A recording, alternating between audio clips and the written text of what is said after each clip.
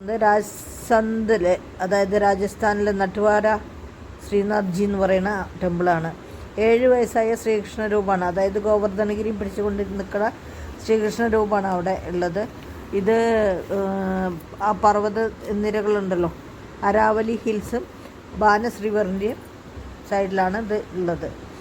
ഇത് എന്താ പറയുക, 1672 ഉണ്ടാക്കിയതാണെന്നാണ് പറയണത്.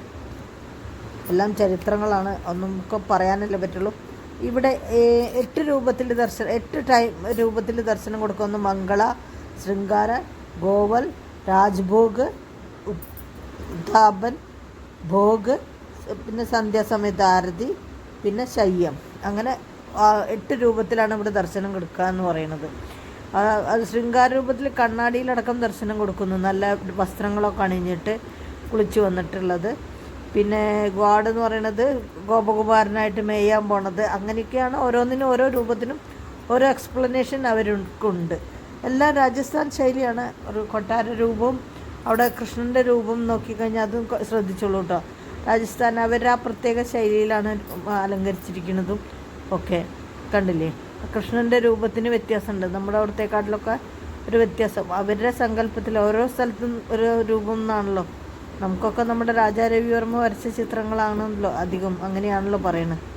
അറിയില്ല കേട്ടോ, തർക്കിക്കാനല്ല, എനിക്കറിയാവുന്ന പറഞ്ഞു മാത്രം. വേറെ അറിവുള്ളവർ കമൻറ്റ് ചെയ്യാൻ ഞാൻ അത് അക്സെപ്റ്റ് ചെയ്യാൻ തയ്യാറാണ് കേട്ടോ. അപ്പോൾ ഈ രൂപങ്ങളും ഇതൊക്കെയാണ് കാണാനുള്ളത്. അപ്പോൾ നല്ലൊരു അമ്പല ദർശനം കാണേണ്ട, ഞാൻ ലൊക്കേഷൻ ഷെയർ ചെയ്യാം. അപ്പോൾ കാണേണ്ട അമ്പലങ്ങളിൽ പെട്ടത് തന്നെയാണ്. ഞാനൊരു ഹിൻഡ് തരാമെന്ന് മാത്രമേ ഉള്ളൂ, ബാക്കിയെല്ലാം നിങ്ങൾ പോയി കാണൂ കേട്ടോ. അപ്പോൾ രാജസ്ഥാനിൽ പോകുമ്പോൾ ഈ അമ്പലം കാണാൻ മറക്കരുത്. ഗോവർദ്ധന ഗിരിധാരിയായ കൃഷ്ണൻ്റെ രൂപമാണ് കേട്ടോ. അപ്പോൾ അത് കാണാൻ മറക്കണ്ട, കാണുക, അതിനെ പറയാൻ പറ്റുള്ളൂ. അപ്പോൾ ശരിക്കും കൃഷ്ണൻ്റെ രൂപം ആണ് ഞാൻ ഇപ്പോൾ കാണിക്കാൻ പോകുന്നത്. മറ്റേ കണ്ണാടിയിൽ ഇതുള്ളതാണ് കൃഷ്ണൻ്റെ അവിടുത്തെ ഒറ്റക്കല്ലുള്ള രൂപം, അതാണ് കേട്ടോ, മാർബിൾ കല്ലിൽ കൃഷ്ണൻ്റെ. അപ്പോൾ എല്ലാതും ഒരു എക്സാഗ്രേറ്റഡാണ്. രാജസ്ഥാൻ ശൈലി എന്ന് പറഞ്ഞാൽ അങ്ങനെയാണല്ലോ, എല്ലാം ഒരു ഇതാണ്. ഇപ്പം എവിടെയായാലും നമ്മുടെ ഭഗവാൻ കണ്ണൻ, അത് 7 വയസ്സുകാരൻ എന്ന് പറഞ്ഞു കഴിഞ്ഞാൽ പിന്നെ പറയേ വേണ്ടല്ലോ. നല്ല ഗോപകുമാരൻ തന്നെയായിട്ടുള്ള കണ്ണനെ തന്നെ ഉണ്ട് അല്ലേ, ശരിക്കും ആ നോട്ടവും ഇതൊക്കെ കാണുമ്പോൾ. അപ്പോൾ എല്ലാവരും അഭിപ്രായങ്ങൾ പറയാം.